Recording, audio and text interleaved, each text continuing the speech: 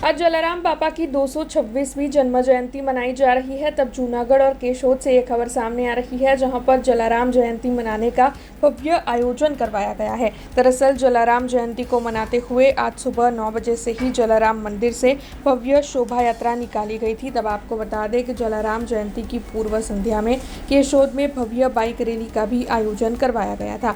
वैसे इसके साथ साथ केशोद के जलाराम मंदिर पर आज अन्नकूट दर्शन, महाप्रसादी, भोजन, भंडारे समेत के कई आयोजन करवाए गए हैं और सुबह से ही भक्त जलाराम बापा के दर्शन के लिए मंदिर में उमट भी रहे हैं। जयंती जलाराम बापा निमित्ते जलाराम मंदिर केशोद खाते सवारे 9 वाग्याથી શોભાયાત્રાનું આયોજન કરેલું છે, જે કેશોદમાં તમામ રાજમાર્ગો પરથી પસાર થશે। બપોરે 4 કલાકે અન્નકૂટ દર્શન અને સાંજે 6 કલાકે જલારામ મંદિરે સર્વજ્ઞાતિ માટે જલારામ બાપાની પ્રસાદીનું આયોજન કરેલું છે। તેમાં પણ તમામ જલારામ ભક્તો હાજર રહે તેવી સૌને અપીલ છે। हमसे जुड़े रहने के लिए हमारे YouTube चैनल को सब्सक्राइब करें और नई वीडियो की नोटिफिकेशन के लिए बेल आइकॉन को दबाएं।